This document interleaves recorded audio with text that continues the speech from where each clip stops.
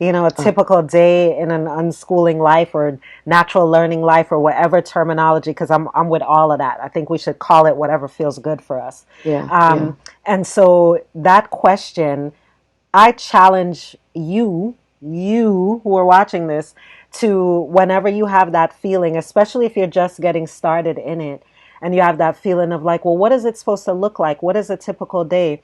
I challenge you to recognize that immediately as a schoolish question. Definitely.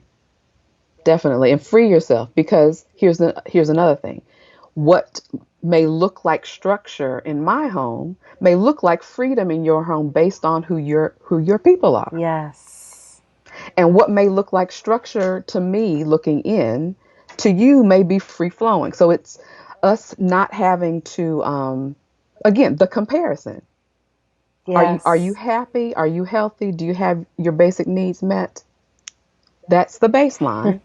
And anything else is going to look different from family to family, because we are all different people. We Yes. need different things at different times. Yes. And it's going to look different even in your own family moment by moment, because our children and we are dynamic, and Yes. an interest that they have, and that's why it's not homeschooling, because an interest that they have is not permission to develop a whole curriculum around this thing, because we're talking about ebb and flow, which is not the same as not holding someone accountable when there's something that you and they have committed to together, right? Hear me on this nuance.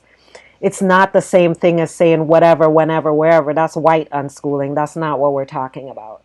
No. Yeah. Right. That's not what we're talking about. What we're talking about is to be able to recognize that ebb and flow and emergent structure and agile, fluid ways of actually being ourselves together and owning our learning and being in community, which calls for accountability and Yes. trust and structure and all of Yeah. these things.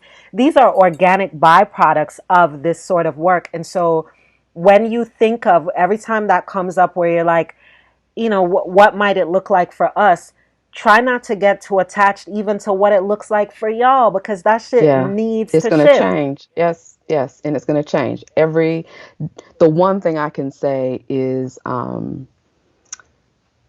just like children change and evolve and grow through Mm-hmm. the different stages of infancy, toddlerhood, all the things that the doctor's office will tell you about. Yeah. Oh, they're in this stage. It's like that for everything. Your children go through different stages. There are different times that they may ask for structure, Yep.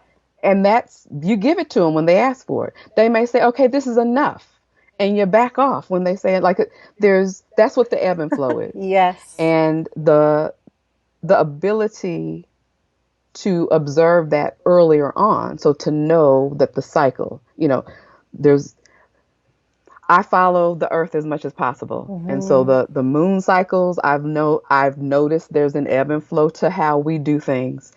So throughout the year, the seasons, there's an ebb and Yes. flow based on seasons. Like, so all of those things are naturally and organically a part of our human existence. Yes.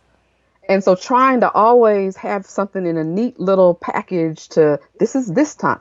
Some children thrive with knowing this is going to happen first, this is going to happen next, so having a schedule. Some children need that, wanted. You're going to know those children right off the That's bat, right. because they're going to ask And for you it, can and they're trust going them to, when they tell you that's yes, what they need. that's what they need. And whether you need it or not, if you don't give it to them, your life's going to be a wreck. Yeah. Same thing is true on the flip side. The children who don't, like, I want 3 hours to do this and not the 1.5 hour that's been scheduled. Yeah. So they're going to tell you too. And so being able to know this, because we know this. Yeah. You know this. You all know that. Come on. We don't have to act like this is something new. There's something in us, our intuition. Some people say our gut knowledge, Say it, Leslie. Say it. you have it. I had a sister friend she said, and I'm going to try to quote her because she said it and it just broke me, like, you're right.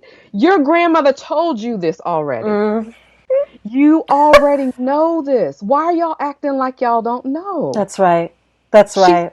she was just, your mother already taught you this. Your aunties. Your daddy, Life. who Yeah. already they already told you this. Yeah. Why are you acting like this is new? So there are things that we intuitively know. Tap back into that. Be quiet enough. Like part of my self-care is being able to be quiet and still. I need quietness, not listening to music, not listening to complete quietness Yeah. so that I can hear better. You may be someone who needs that too. So if you're listening and you're like, yeah, it's just too noisy, get part of the self-care, part of the not comparing is just because your friend does yoga, yoga may not be your thing. That's Just right. because your friend does the spa and the massage and that may not be your thing. You may be into walking in nature silently. That Yep. may be what gets that opens you up to paying attention. So once you figure that out for yourself, then you can observe that in your children. And Yes. you can just help point them. Point, hey, try this. They That's may right. not like it. I have always said, try it one time. Before you say you don't like something, just try it one time. Then it's an informed choice.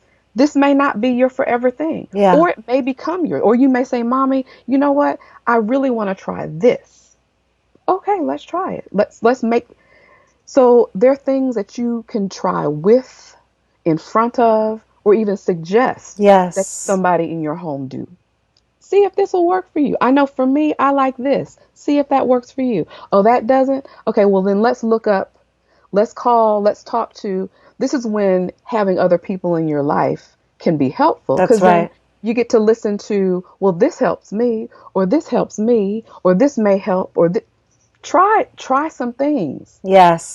and then keep what's useful and let everything else go. Yes. And how you know is because you need to be informed by not just your own ideas of whether it's useful or not, but also the feedback from your children.